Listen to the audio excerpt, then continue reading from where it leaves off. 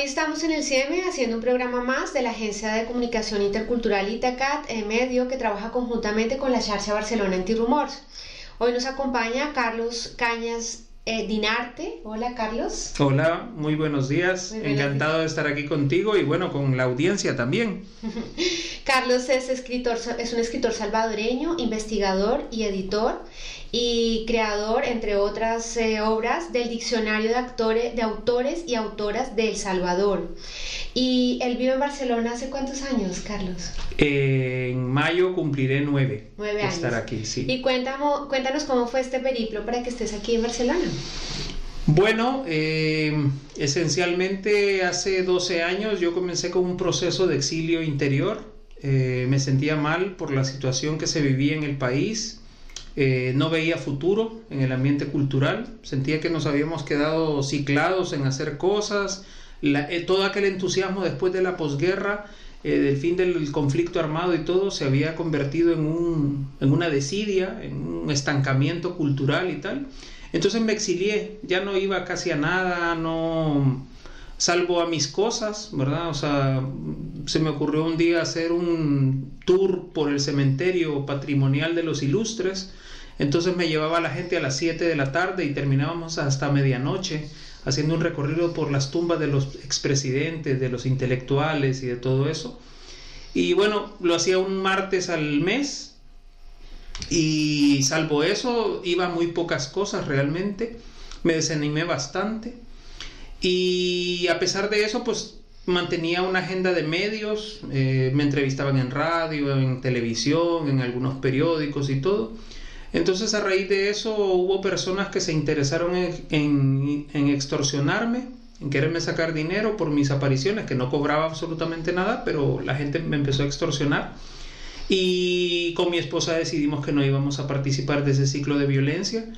Y bueno, ella tenía asignada una beca aquí en la Universidad de Barcelona para continuar sus estudios doctorales y nos dejamos venir con nuestra hija entonces de 3 meses.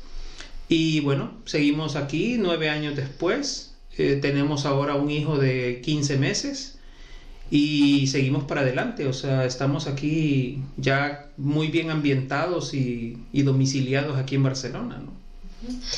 Cuéntanos, hablemos un poquito del diccionario y cuéntame cuál fue la motivación para hacer esta obra que hace parte como de tu vida y que encara continúa y que todavía estás haciendo. Allá como por 1995-96 más o menos, yo tenía reunidas como unas 200 microbiografías, pero era así una cosa muy desordenada porque tenía microbiografías de presidentes de la República, de políticos, médicos, literatos, mujeres universitarias y todo, porque las había ido recopilando, ¿no? Entonces, un día se me ocurrió hablar con el poeta y editor Miguel Hueso Mixco, que era el director de la Dirección de Publicaciones e Impresos de la entonces Consejo Nacional para la Cultura y el Arte con Cultura, y le llevé todo aquello, y entonces le dije, mira, yo quisiera publicar algo con esto, ¿verdad? Y me dijo, mira, para empezar, ordenarlo, ¿verdad? O sea, lo primero es ordenarlo, porque esto es un gran desorden. O sea, hay biografías aquí, pero no, esto no sirve de nada. Y me sugirió que lo ordenara, entonces yo ordené 56 de aquellas biografías y con ellas publicamos una primera edición del Diccionario Escolar de Autores Salvadoreños en 1997. En el año 2000 incrementé ese número y salió en un diccionario de 80 biografías. Después, en el año, en el año 2002, tenía 104 biografías y ahora en el mes de mayo va a salir una tercera edición del diccionario con prácticamente 600 páginas y 180 biografías. Eso es un resumen, porque resulta que el diccionario, si lo quisiera publicar a la fecha, yo lo estimo en unas 6.000 páginas más o menos, o sea, abarca autores salvadoreños desde 1795 hasta los nacidos en 1995, o sea, son 2 siglos de literatura salvadoreña que están resumidos en ese trabajo. ¿Qué es lo que pasa? Que no hay fondos para poderlo publicar porque 6.000 páginas son 15 tomos de 400 páginas cada uno. o 12 tomos de 500 páginas cada uno, según lo veamos. Y claro, no hay fondos para eso, ¿no? O sea, entonces una editorial me propuso que no podíamos sacar el diccionario completo, pero sí podíamos sacar un resumen, ¿no? Entonces me tocó hacer como una selección de autores y de autoras y ponerlas en función del sistema escolar otra vez. Y así es como sale el diccionario para el mes de mayo. O sea, vamos a tener en mayo ya una edición que se va a poder tanto comprar en versión impresa como en versión online, en ebook. Y bueno, pues estará al servicio de quien lo necesite, ¿no? O sea, es una edición ambiciosa porque son 20.000 ejemplares los que se van a imprimir, bueno, los que ya se imprimieron. Y pues yo confío en que eso se mueva, ¿verdad? Se mueva bastante bien. Si tuvieras los recursos y pudieras hacer la versión extensa y pudieras agregar más información, no solamente escrita, ¿cómo sería este diccionario de autores y autoras salvadoreños? Bueno, incluso tendría una versión impresa, una versión documental, tendría fotografías, tendría incluso para muchos autores tendría audio y video también, podría tener audio y video porque tengo una buena compilación de audios y videos de autores nuestros. Yo quisiera que fuera algo más dinámico, que se pudiera hacer algo más interactivo también. Quisiera realmente, no sé si una agencia internacional, no sé si una agencia de cooperación o algo se pudiera interesar en hacer algo como eso. Lo que pasa es que en El Salvador tenemos muy malas experiencias con las obras enciclopédicas. Hace un siglo, Miguel Ángel García, que era un señor muy buena gente, pero no era ningún intelectual, se dedicó a recopilar cuanta información encontró sobre El Salvador. Y empezó a sistematizarla por letras, A, B, C, D, tal. Y entonces compiló 80 tomos haciendo eso. Y en vida logró publicar 26 tomos. Y el año de su muerte salió un volumen 27 y se acabó. ¿Qué pasó con los otros 53 tomos? Nadie lo sabe. Su familia quizás se quedó con eso. No se sabe, pero sí él recopiló el material, 80 tomos. Entonces yo no quisiera ser el segundo Miguel Ángel García del país, ¿verdad? O sea, yo quiero que eso circule, o sea, que realmente la gente lo vea.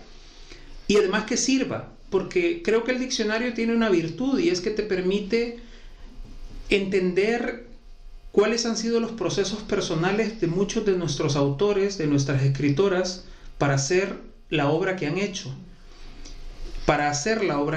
Porque es difícil en un país donde la gente no es escritora profesional, no tiene el tiempo, han tenido que ser abogados, han tenido que ser editores, han tenido que ser periodistas y después de hacer su labor diaria, dedicarse a la literatura.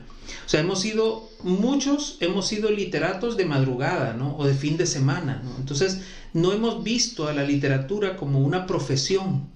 Es hasta años muy recientes, después de la guerra, que ya empezamos a ver gente dedicada casi el 100% a producir literatura y a vivir de la literatura.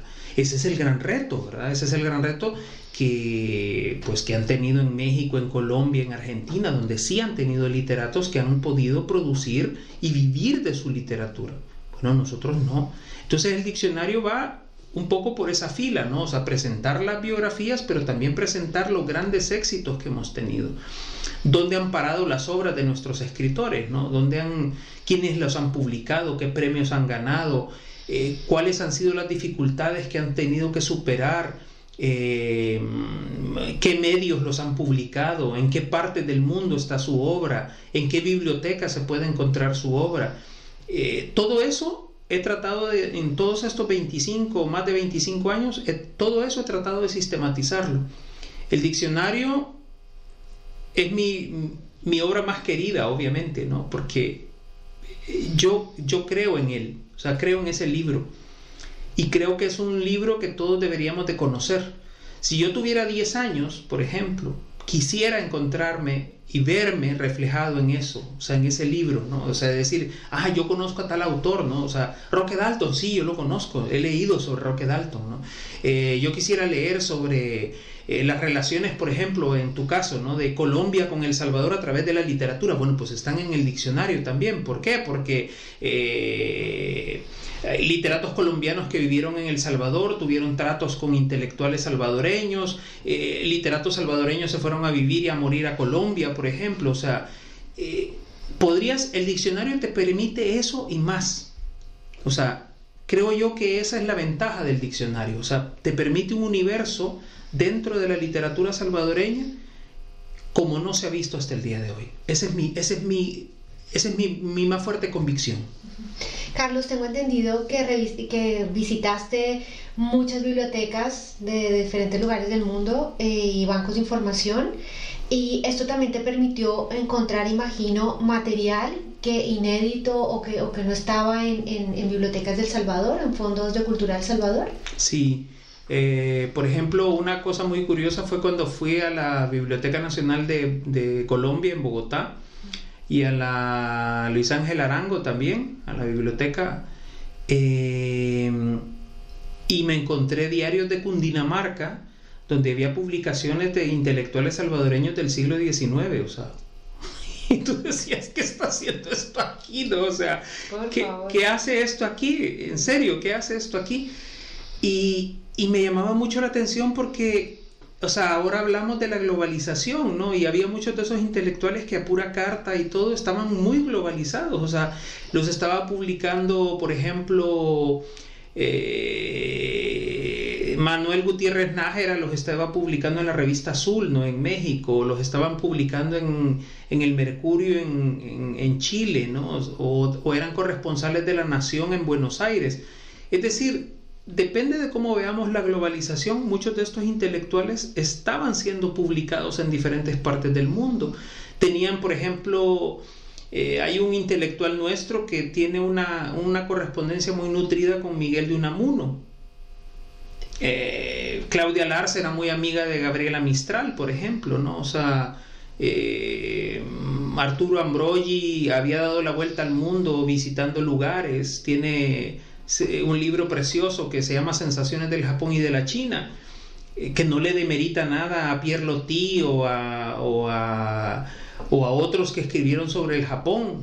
O sea, esas japonerías literarias que había, él es amo y señor de aquello, ¿no?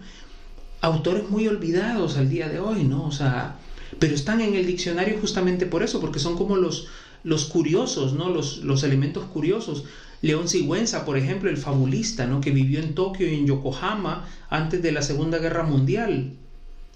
Es curioso, ¿no? Que su casa, por ejemplo, cuando él se fue de ahí, su casa quedó durante años como un museo, ¿no? Porque aquí vivió un hombre intelectual, ¿no? Aquí vivió alguien que merecía respeto, ¿no?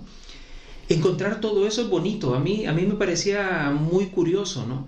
Material inédito, sí, material inédito muchísimo. Y del diccionario se han desprendido otras cosas que ha sido muy curioso. Por ejemplo, un día la Universidad Alberto Maferrer me encargó una biografía de Alberto Maferrer.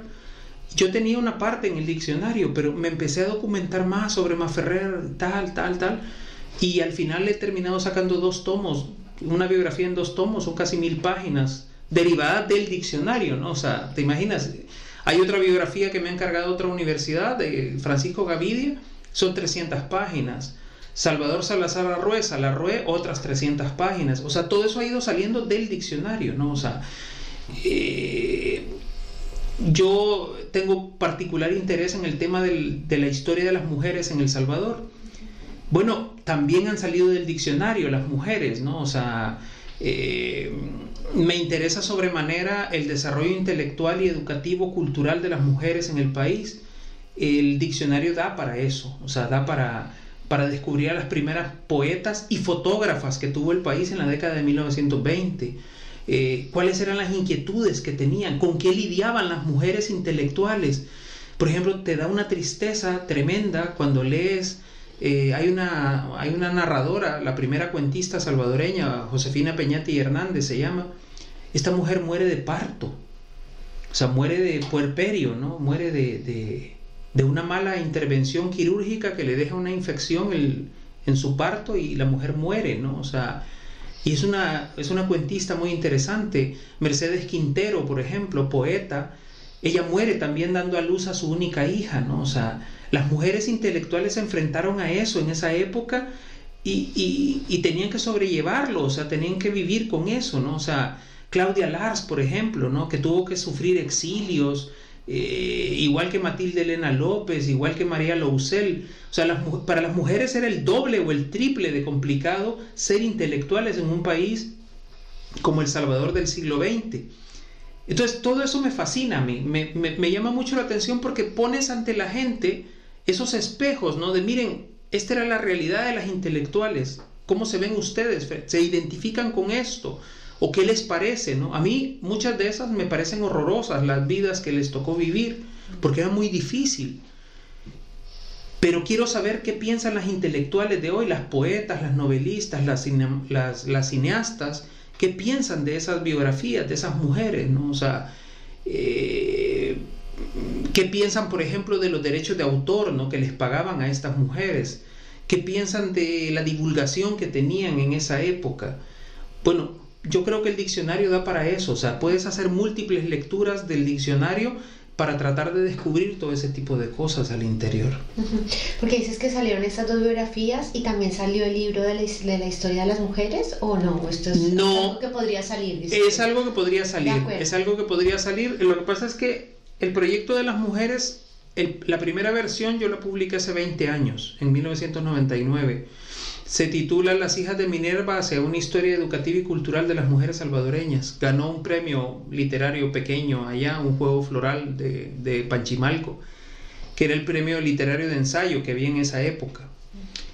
Y yo yo tenía particular interés en biografiar a una mujer que es la doctora Antonia Navarro Hueso, que a los 19 años de edad, el 20 de septiembre de 1889, esta mujer se doctoró en ingeniería topográfica en la Universidad de El Salvador. Fue la primera mujer centroamericana en obtener un título universitario, en doctorarse. Y la sociedad entonces no le permitió trabajar como ingeniera. La mandó a dar clases de bachillerato, de matemáticas. Ella nunca había sido una mujer fuerte, siempre tuvo enfermedades y todo, y la mató la tuberculosis 2 años después, o sea, murió de 21 años de edad. Y fue la primera mujer doctorada que tuvimos en Centroamérica.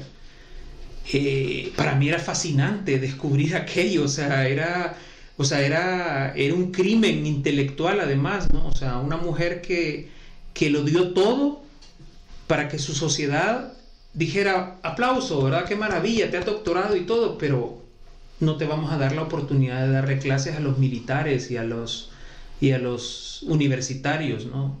No te vamos a dar esa oportunidad. ¿Otros diccionarios parecidos que se hayan realizado en América Latina, de los cuales te hayas referenciado? Dos que son así como mis poderosas influencias. El diccionario de la literatura cubana en 2 tomos, que es una verdadera maravilla, de la Academia de Ciencias de Cuba.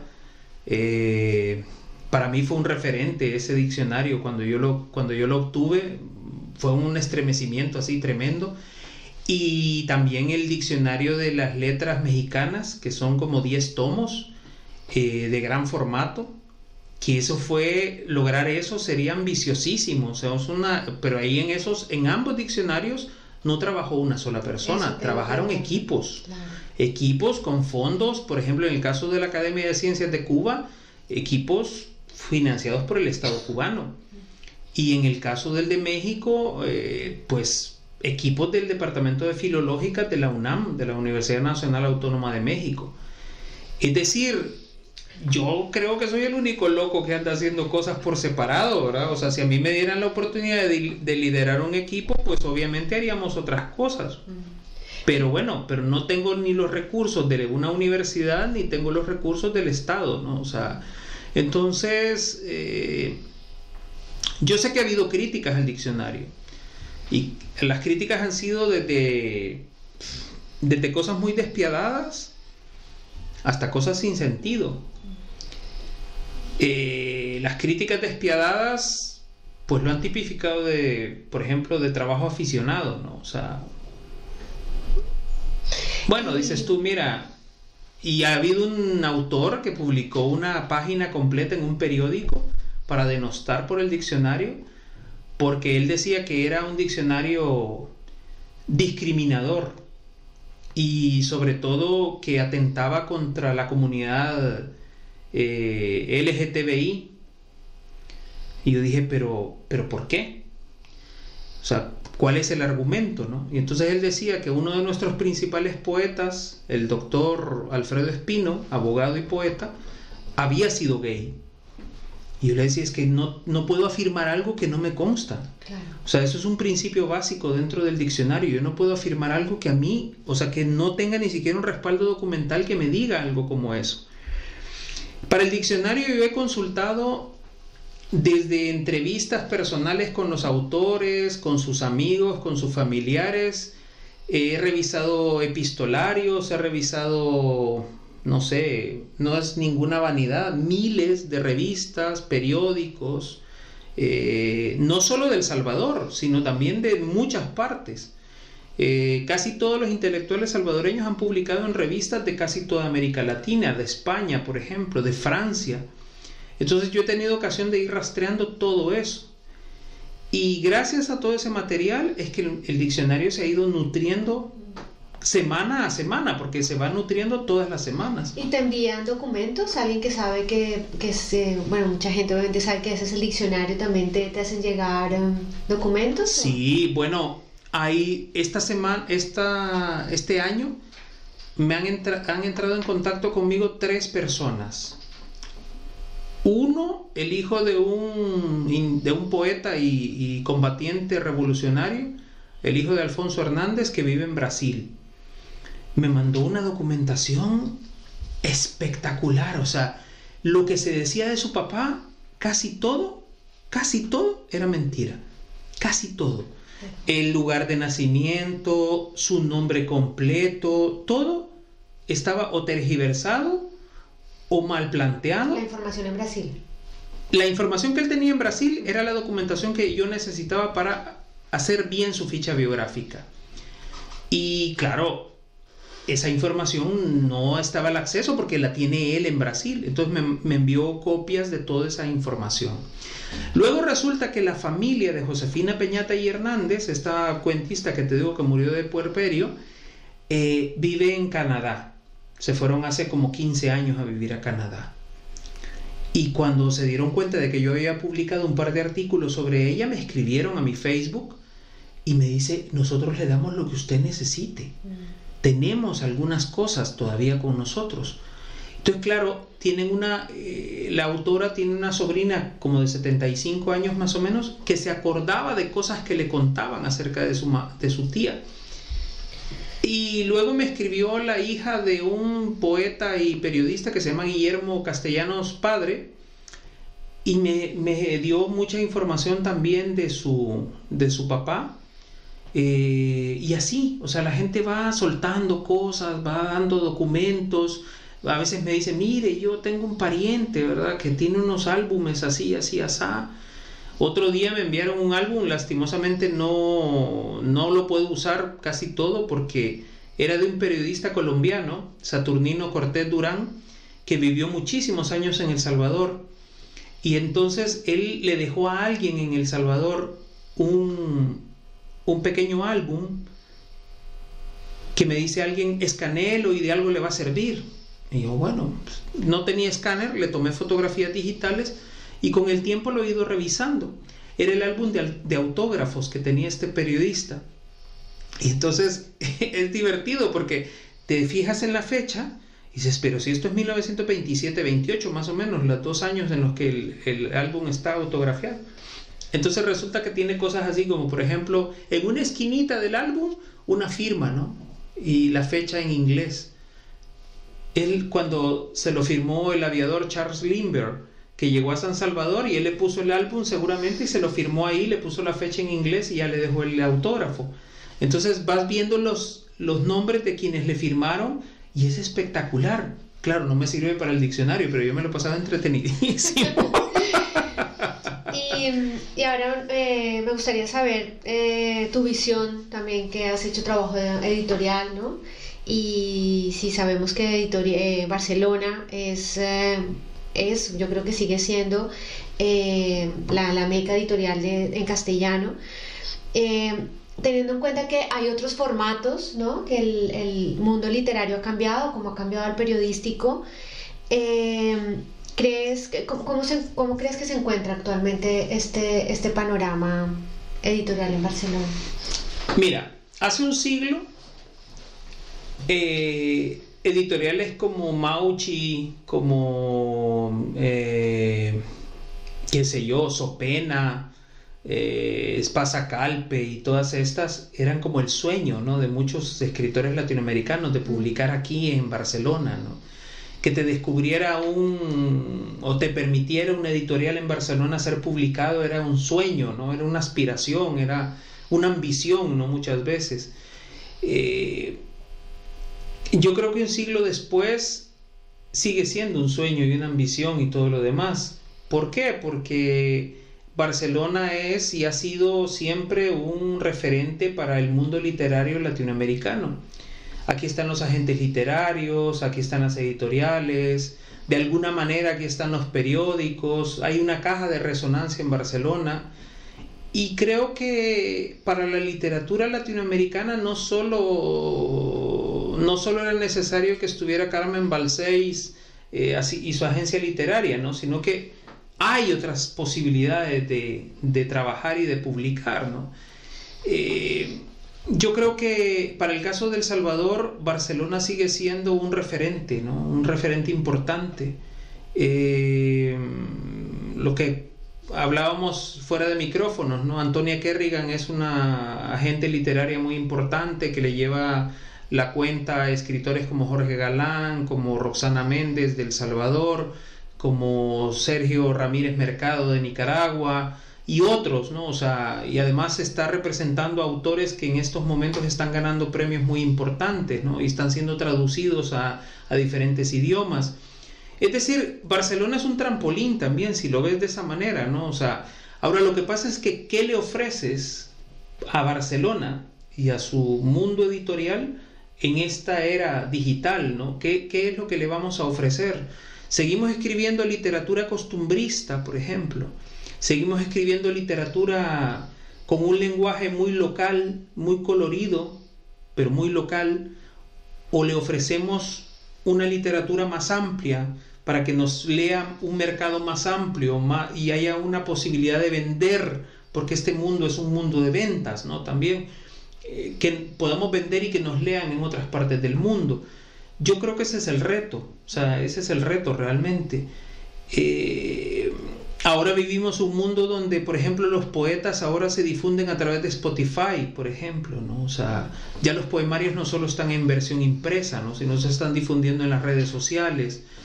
Ahora ves a los youtubers declamando sus poemas, ¿no?, y siendo vistos por 2 millones de personas, ¿no? O sea, las slam poetry, ¿no? También. Por ejemplo, o está viendo unas que ya en Colombia existían, ¿no?, los grandes festivales de poesía, ¿no?, también con estadios llenos, ¿no?, de personas y que además votan por el mejor poema, ¿no?, y tal. O sea, ese tipo de cosas en la actualidad yo creo que son como los grandes retos que tenemos de cara al futuro, ¿no? O sea, cómo llegamos a un público que a lo mejor tiene interés en la poesía, sí, pero ¿en qué tipo de poesía tiene interés? ¿O en qué tipo de novela tiene interés?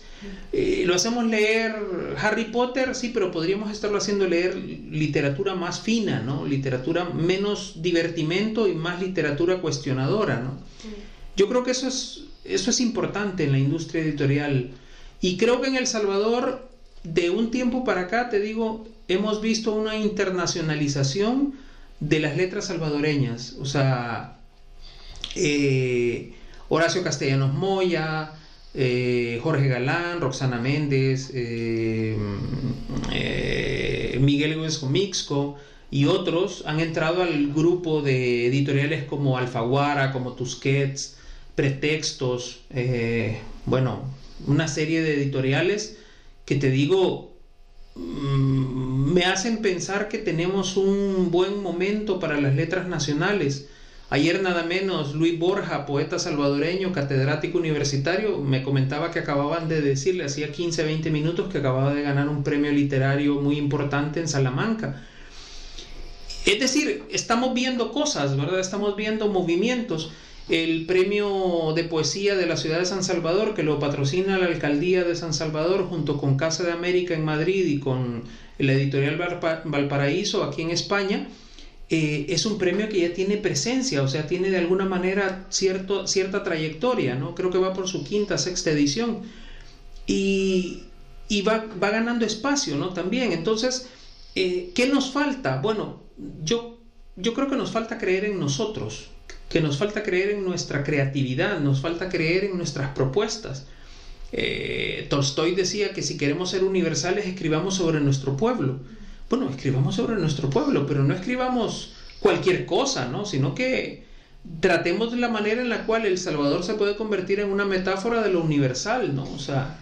¿Y qué pasa cuando cambias de pueblo, ¿no? ¿Qué pasa con todos esos escritores que están en la diáspora, bueno, como tú, en el exilio, y que aquí construye otro imaginario, ¿no? Pero siempre te duele la patria. Sí, por supuesto. Siempre te duele la patria. Ese es el gran problema, que siempre, o sea, no hay que perder de vista que somos exiliados de alguna manera, sí, ¿no? O sea, entonces... Pero bueno, Banco, hace poco hablaba con una escritora colombiana que hace poco acabó su novela y me explicaba, ¿no? Cómo cambia la voz, ¿no? Es el reto de escribir una literatura, ¿no? Como que se pueda compartir más ampliamente. Y en este tema... mi pregunta es si has encontrado espacios de interrelación, de interacción, donde se unan los circuitos de autores y autoras latinoamericanas con los escritores y escritoras catalanas. ¿Cómo has vivido esto tú, Carlos? Pues te voy a ser muy honesto. Lo que pasa es que por las dinámicas de vida no he tenido la oportunidad como tal de involucrarme en eso. Recientemente estoy empezando a interactuar con otros círculos y otros grupos, porque obviamente mi objetivo, aparte de la supervivencia diaria y todo, no ha estado centrado en buscar esos contactos, ¿no? Sin embargo, he tenido la oportunidad de que hay grupos que han empezado a acercarse, ha habido espacios para interactuar y todo. Y bueno, ahora estoy trabajando de la mano con una ONG de solidaridad con El Salvador que se llama Huacal.